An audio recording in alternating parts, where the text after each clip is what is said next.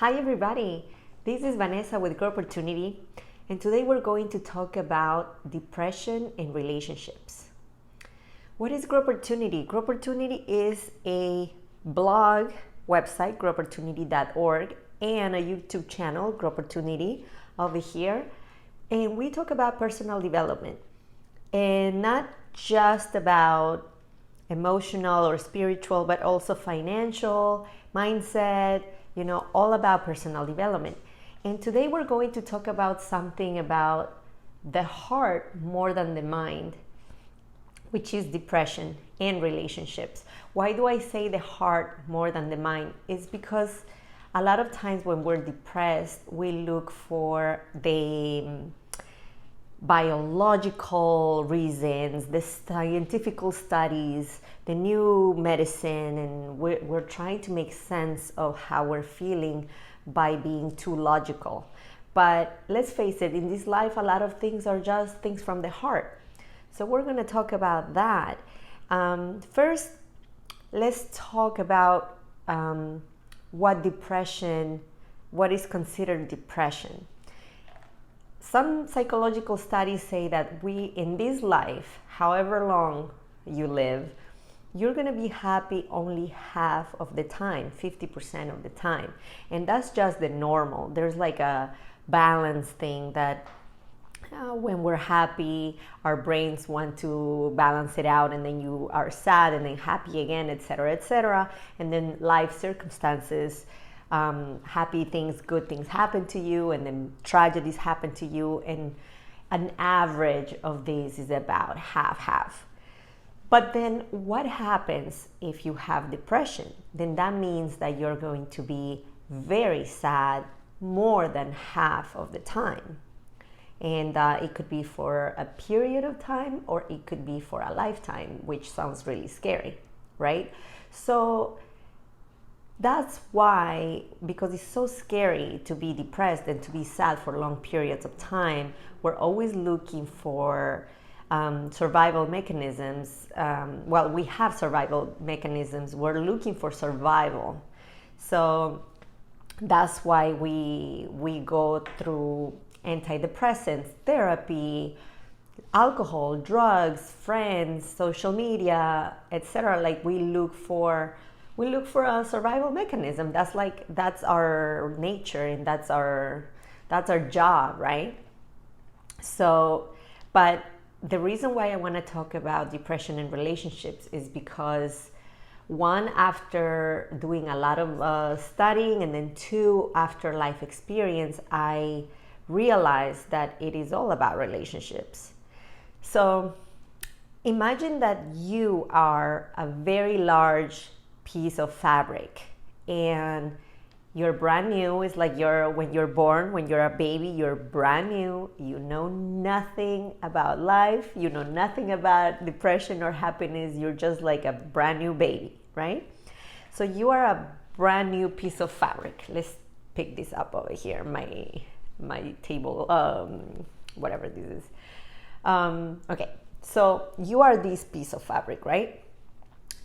You are made out of the most important relationship, which is the relationship to yourself, like first and foremost.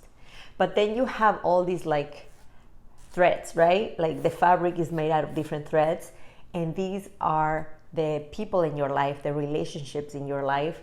So it starts with the caregivers, right? Your parents or the people who raised you. And those people are the very first people you have relationships with, and the most important ones, because a baby, we're born so delicate and so vulnerable that, it's all about them to take care of us for that survival. Otherwise, we wouldn't even live.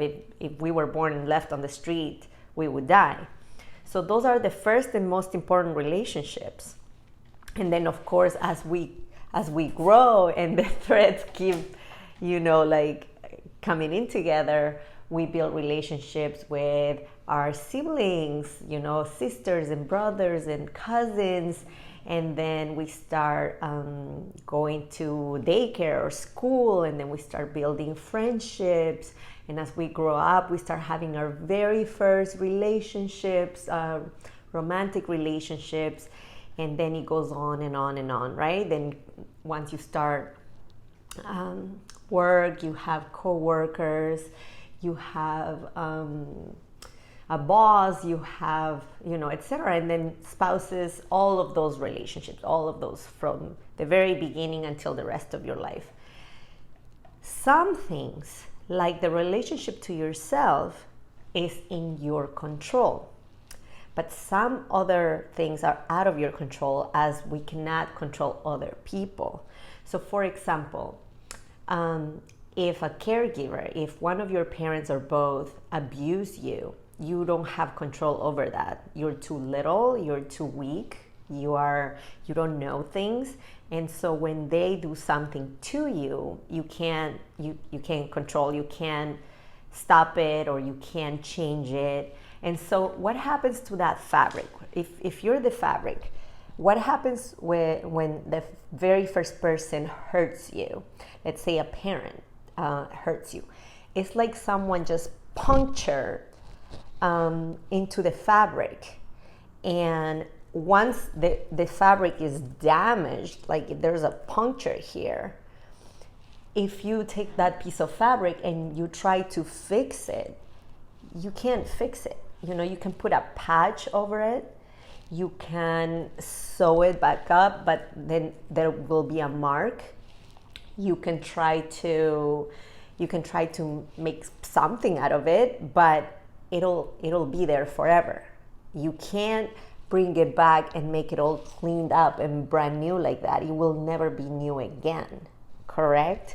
So when someone hurts you, when someone betrays you, when someone abuses you, when someone does something really, really hurtful to you, you will never be the same. Never. So you have to accept that. And then that can happen multiple times, right? Because what happens when a caregiver hurts you, later on, 5 years later, maybe a friend hurts you. Later on, maybe boyfriend or girlfriend hurts you, and then so on and so on. So you can have multiple punctures in that fabric.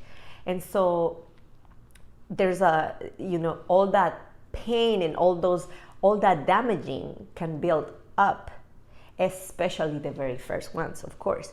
And so how do you deal with that? And how do you make it better? And how do you come out of it? Because those are the things that cause depression. So again, there is Band-Aids. There's the patch. Remember I said, you can put a patch on it. So there's the Band-Aid. And what are Band-Aids? What are patches? Those could be antidepressants, drugs and alcohol, any kind of addiction, friends going out, sex, have multiple sexual partners, all these things that just kind of like take care of the symptom temporarily, but the wound is still there, right? So you're gonna have to patch it again and patch it again and patch it again because you haven't addressed the wound. So what is the solution? In my personal belief, some things help, but they're not the solution. Like the things that help are like meditation, exercise, being outside, doing something new, get a hobby, right? And you have heard this a million times, and to a certain extent that does work, right? Because those things actually do create endorphins and all these like happy hormones, and they do help. But they are yoga and all this stuff, they are also patches. It's just that these are the healthier version of patches, because you can't compare exercising with drugs and alcohol. I mean, they're both patches, but one obviously is better than the other, right? Because the other one just kind of sucks you in a black hole and creates addiction. So if you're going to be addicted to something, it would be better to be addicted to exercising rather than being addicted to Molly, right? So how do you get rid of depression? This is a really extremely hard to do, and it may take a very, very long time, but it is to go very, very deep into the very first wound that you have. First, you have to address the things that you never, ever, ever want to talk about, the things that are very, very deep in your mind, and even try to go into the memories that you have tried to erase. Whether that is very far in the past or recent, because, a while ago I was talking about somebody who was abused by a parent. That happened a very long time ago. But what happens if you are grown and you have a child who got very, very ill and is, probably going to die, or a child that recently died, or something? That's a wound that has happened recent or is happening presently, right? So there's like many different types of wounds. So it's really hard to, it's like, what do you go back to? But the very first step, no matter what the pain is coming from, is to go there and address the problem. It's like when you have a cut and you want it to heal, you pour alcohol in it to kill the bacteria and to do all these things that it's supposed to do, and that alcohol makes it burn and it hurts so much before it heals.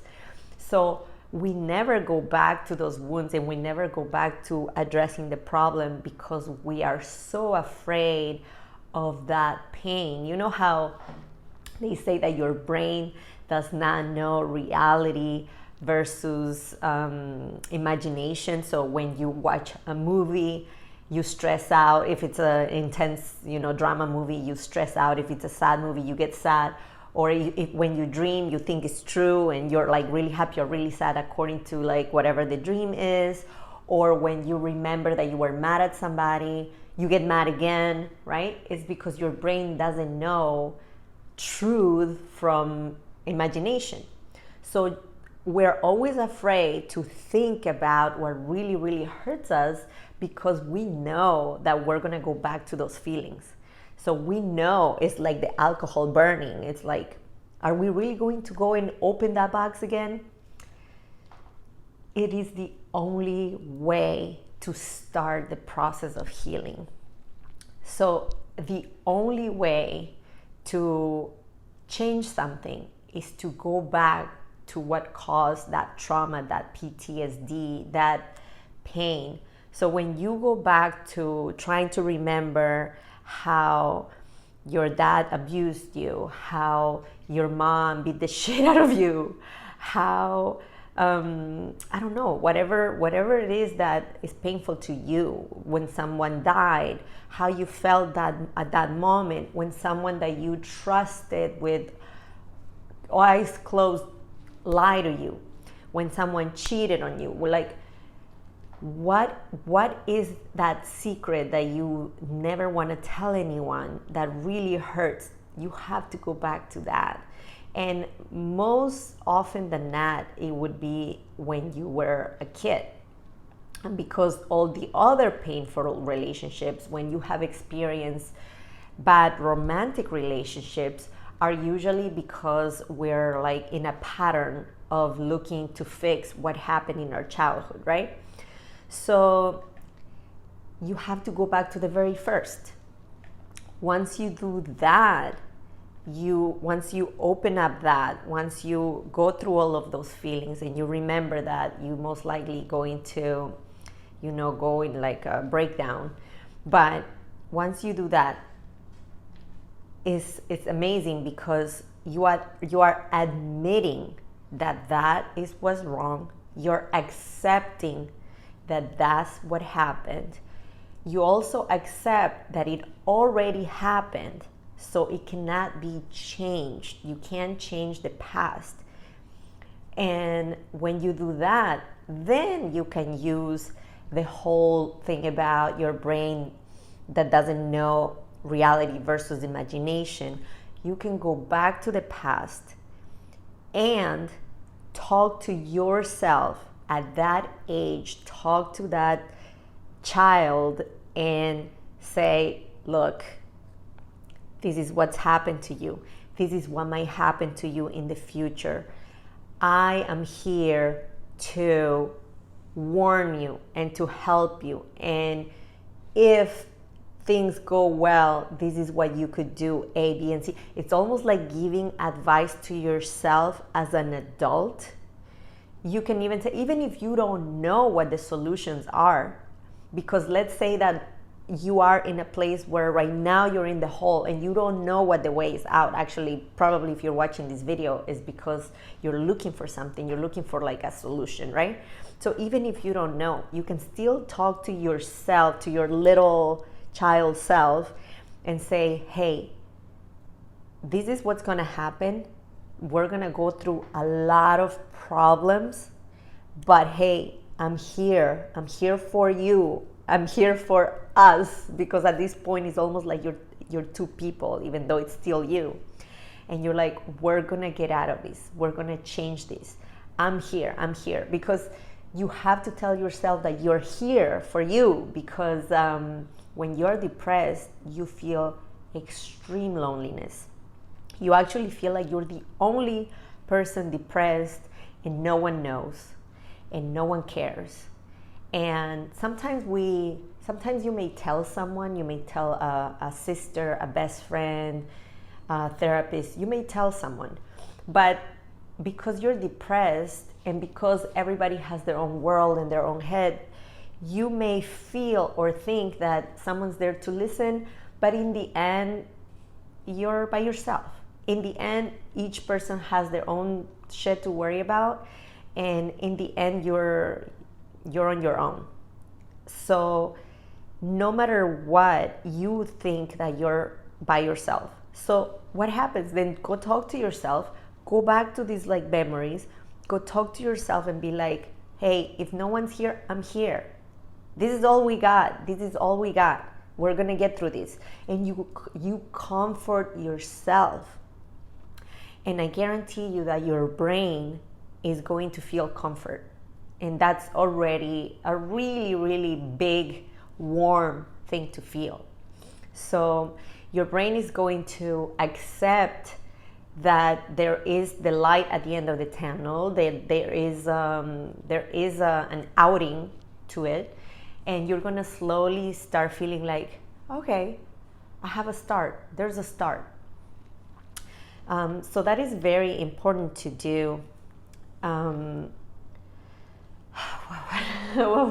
what else was I going to say? There's so much that I want to say, and I want to put it in order.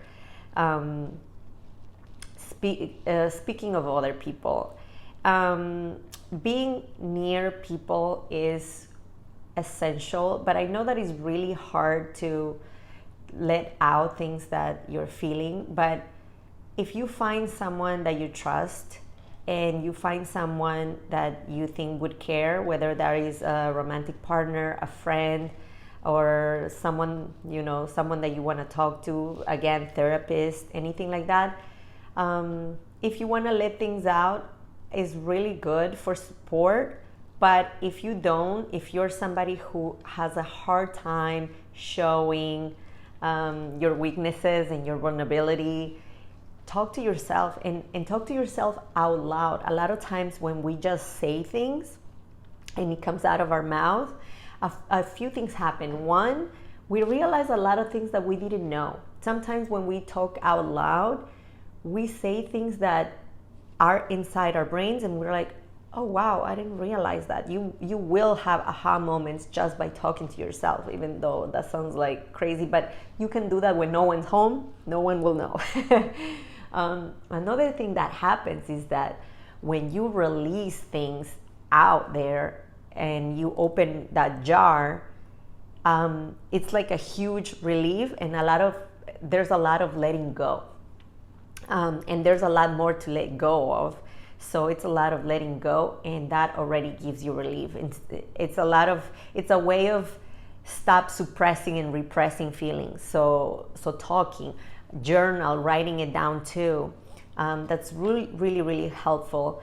One thing that can also help you, speaking of journals, and speaking of talking to yourself, you can write a letter to yourself from the person in the past, or from the person who is very, very hurt and in pain and angry, because when you are hurt, you feel a lot of anger.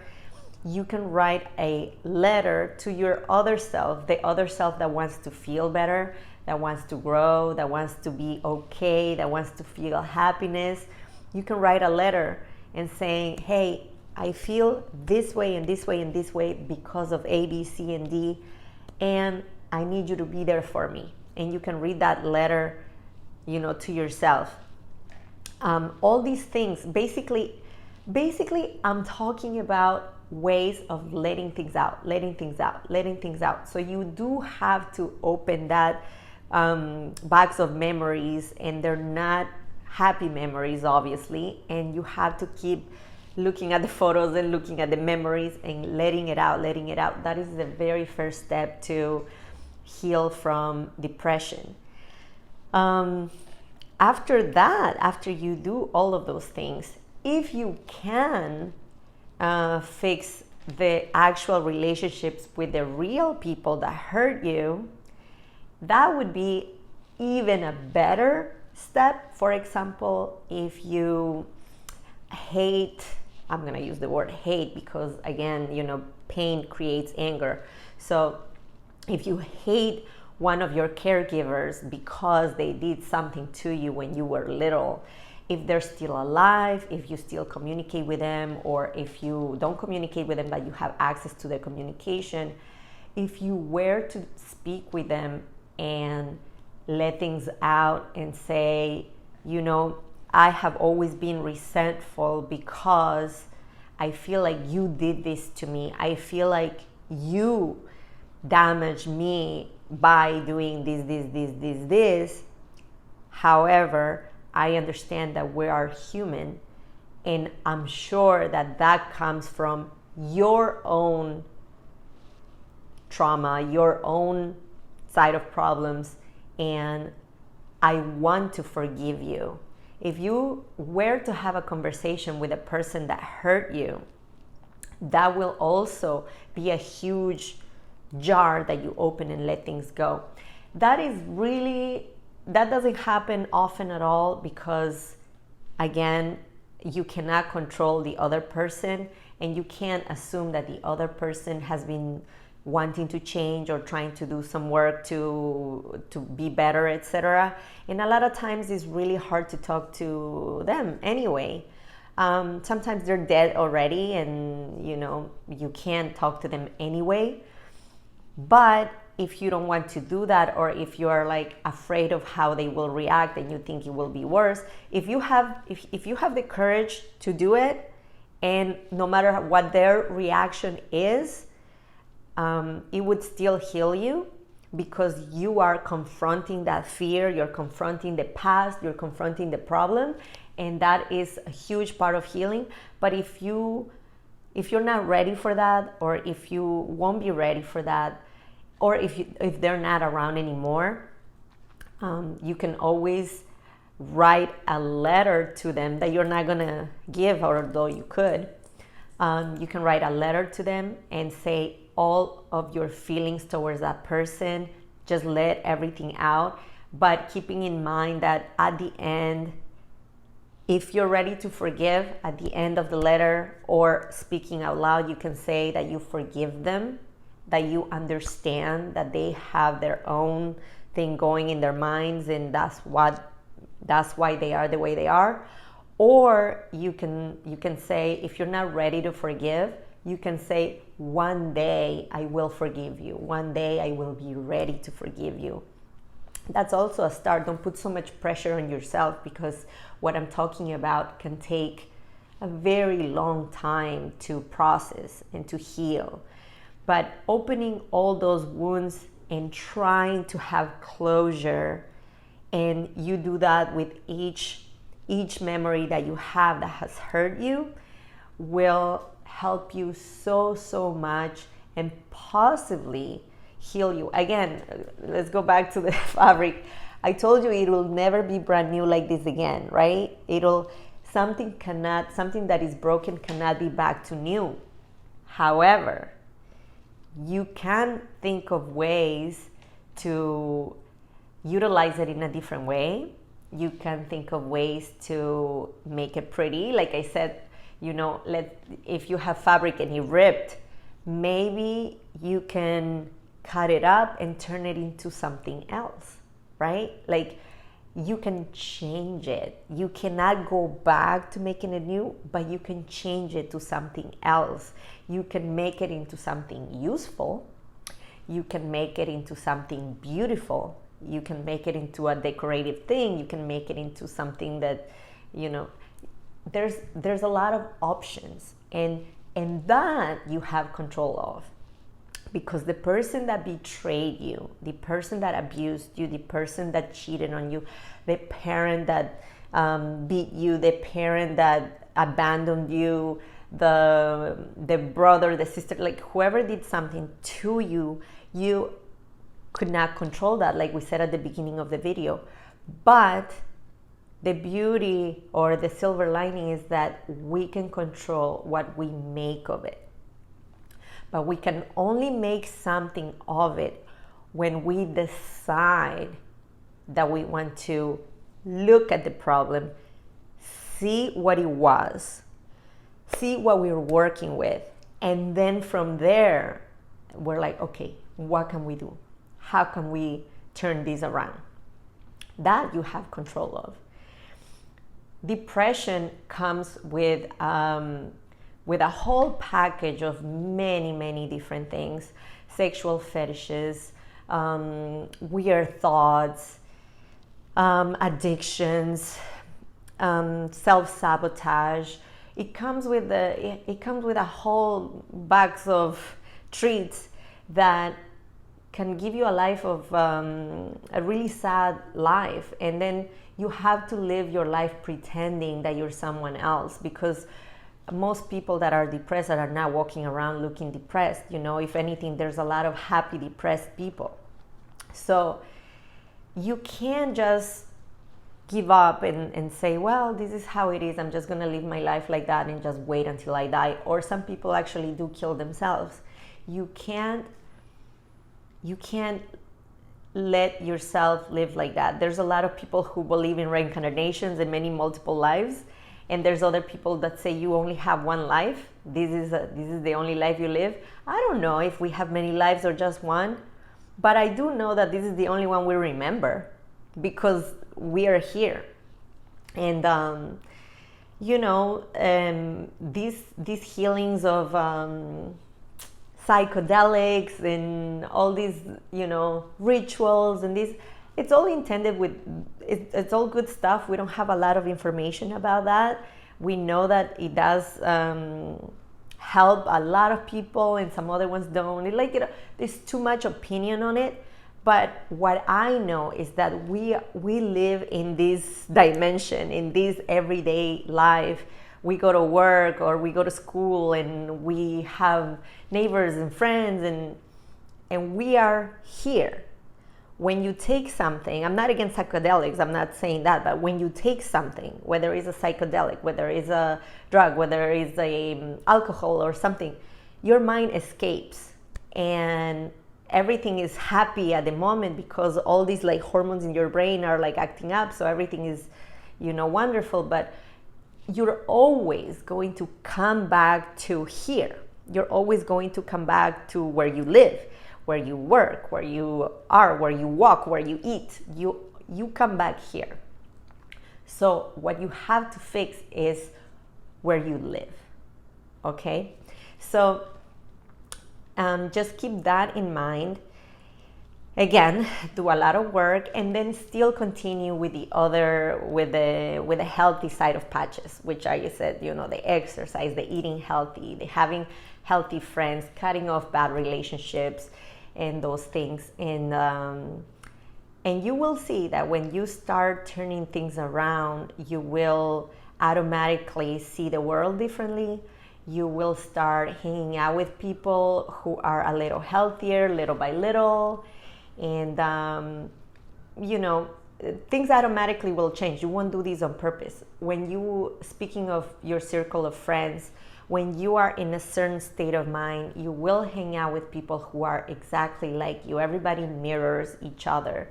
So when you are in a state of depression, it's not that you know that your other friends are depressed too. It's not like, most likely your friends might not tell you anything.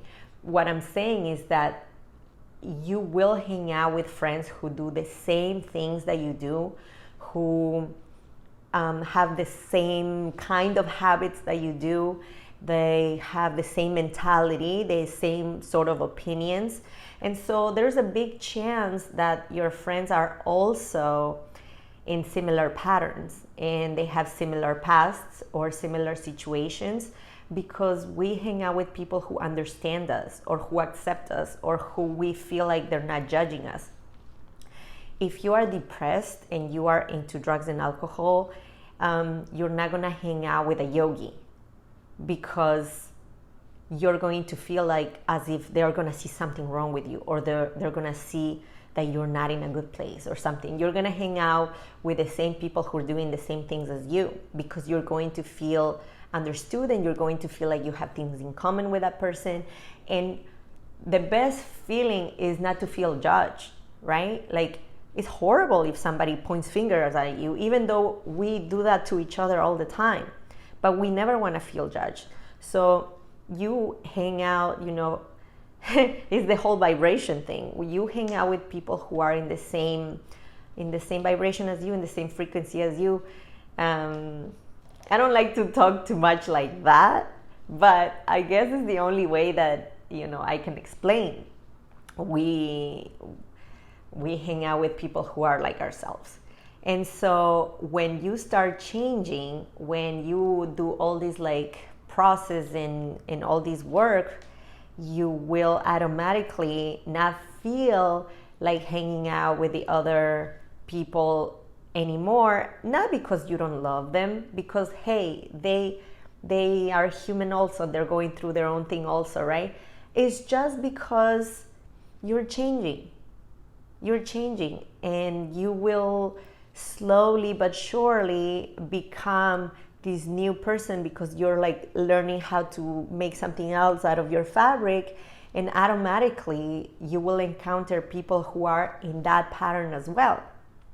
So slowly your relationships will change. Your romantic relationships will get better, because chances are that you will meet someone who is also in the process of becoming a better person, or maybe they're even a little farther ahead, and you can learn from them, etc. Like, basically you start seeing the light, and you start feeling happy.